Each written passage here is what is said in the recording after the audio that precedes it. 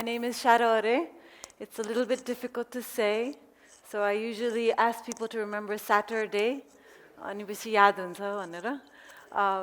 So I am an arts educator.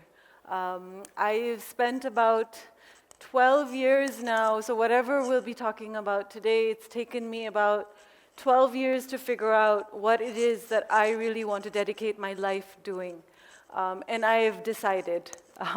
I'm pretty clear now about where I want to go with it. So what you're seeing here is young people using their senses to create, right? To learn, to explore the world. So today I wanted to talk a little bit, in this very short period of time, about what would it mean to bring artists into education and see them as educators. So have them see themselves as educators. And what would it mean to take educators and have them see themselves as artists? And what does that look like? And how could that be made possible? And very specifically in the context of Nepal. So Nepal in all its diversity, in all its massive amount of, differences. So if you go, we have geographic differences. We have this amazing history in the earth, where you can really think about every place we're walking on this part of Nepal, anywhere in Nepal, has come probably from the ocean, right? And what does that mean in terms of time? So we have so many resources when we want to learn in the classroom, right? The classroom does not need to be just what's in the walls or in that small space. So how do we imagine it beyond just those walls?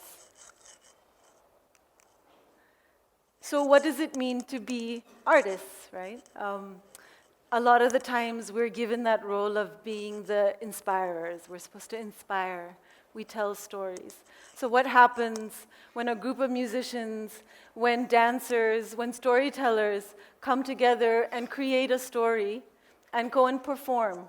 So this is usually before we do workshops with young people. We actually go and we introduce ourselves in terms of our art. We say, okay, look, this is what we have to share with you. So a lot of these are practicing artists themselves. And so you also see that when we're talking about artists, we're not just talking about painters or people who draw, we're also talking about other forms of arts. And here, in both of these images, you'll see people within the community who also see themselves as artists, right? And a lot of the people performing here are themselves teachers. So we invite them to perform as well and share their art forms with us as well when we do workshops. And this is a Zakri dance in Sindhupalchok, where young students who are studying were actually performing as well. So where I want to begin, the conversation is also from seeing schools as places of possibilities. I'm actually tired. I've spent a lot of time thinking about schools as jails, and I'm sort of tired of that now. I really avoided going into school spaces for a long time because I feel like they're time-bound, they're place-bound, they don't allow for creativity, and I'm sort of tired of that argument now, so I've sort of put that aside. And as an artist as an educator who goes into schools now, I see them as places of possibilities. Because now we're required to send every single young person into school, which means that these are places where children who would never have been friends before, who would never have met each other, are now on the same platform, possibly. That's debatable, obviously. But if you look at some of the data, some of the things I've heard, and I need to do a little bit more research on it, but so one of the things is 80% of young students are going to government schools.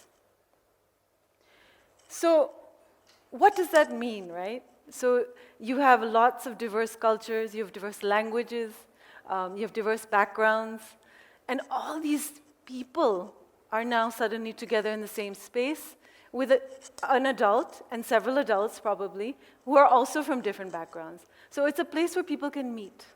Right? It's a place where we can learn, we can explore, we can gather, we can learn how to be communicative with each other.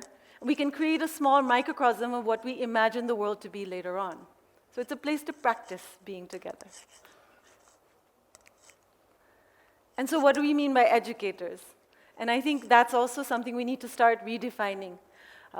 So teachers largely feel the burden of having to teach, right? But what does it mean to be an educator?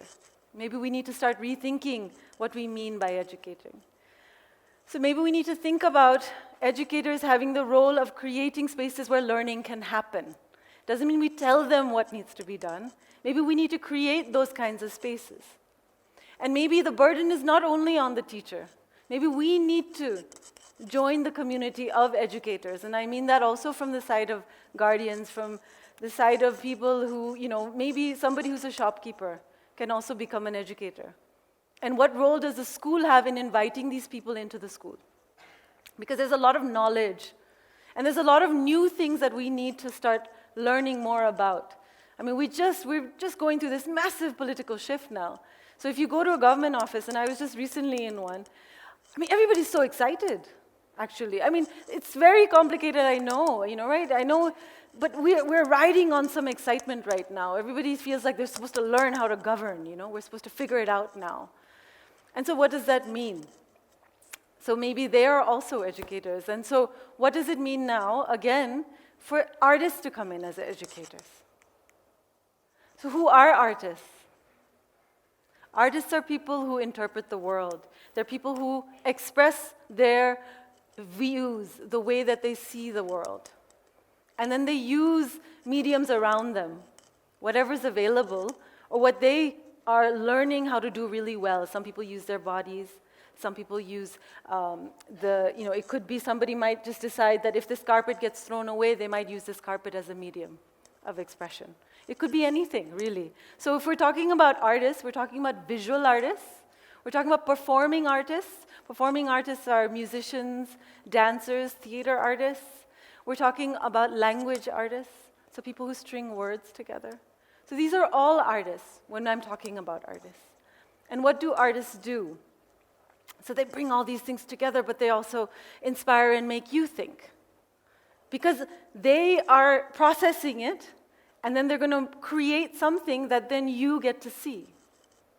And then that allows you to think. So they are people who allow for communication to continue, for us to reflect on what's around us. That's what they do. That's their job, right? That's what they spend their whole lives doing. And then this question of what's their process like? How do they create? And this is what I'm getting at in terms of what is their role in education. So this idea of the process they go through, the creative process, what is that? And when you think about artists, the main thing that artists that I really respect is that they question. They start with a question. So something strikes them, which strikes their curiosity. And then they want to know more about it. And then they explore, they do research, right? They want to go deeper into it. They want to figure it out, and the way they do it is through their mediums. They express, they try one thing, they take notes, they sketch, they do this, they do that. They work through it. They try to find clarity in their thought, in their expression, in all the different forms it could be. And then they share it, but then that sharing is one part of the process. They get your feedback, they listen to you, and then they do it again. And that's what they do. So they become experts at what? At the creative process. So what would it mean to then take that and bringing it into learning spaces? Because what they're doing is they're basically lifelong learners. They're expert learners. And maybe that's something we need to learn from them. So a lot of, sometimes what we do is we bring musicians into classroom spaces. And as you see, the classroom space is now outside the classroom here. And these kids are performing, and they're clapping with the musicians. So here, music is about creating rhythm, is about creating something that we can all enjoy together. And it doesn't have to be this massive instrument. They're just using sticks, and they're using their bodies. So that's where we begin when we talk about music. And so these musicians have come in, and they're helping us. What would it mean to bring dance? Right? So in movement, You don't just use your mind. You use your mind, you use your heart, you use your body. That's a great way to learn. It's a great way to learn what you see. So what would it mean for me to interpret standing in front of you? I don't know what I would dance this moment like later. The visual arts. The visual arts, you can select what to put on your surface. You select your identity, how you want to interpret what you see around you. That's a very powerful thing you can do. You can remove people, you can put objects together, you can decide what colors, you can decide not to use colors, you can decide what medium you want to use. This is a mural. So this is a representation of collaborative work that can happen and going monumental, going from something small to something big. And what effect does that have in terms of your learning? Poetry, how do you string words together with artists? What does it mean to bring an instrument that's been in your culture for years on end? And these kids, when they first started, they wanted to play guitar, and they were so upset, they were so angry that we had brought somebody to play the tungna with them. But what happened over time? Over 3 days, suddenly the tungna became this, prized instrument that they wanted to learn. And they played a whole song after the 3 days as well. And what does it mean for a teacher? So he himself is also Tamang, but he's an ethnomusicology student, and he's taken the tungna, he's learned how to build it, he makes it himself, and now he's teaching other kids. And he's using this modern sort of sense of how music is notated, and now he's sharing it with the students as well. And where's the math in this? You can also see the math, right? So there's a lot of learning going on here that also connects to their confidence, to their sense of self, to their sense of history. And this is all happening through the art forms.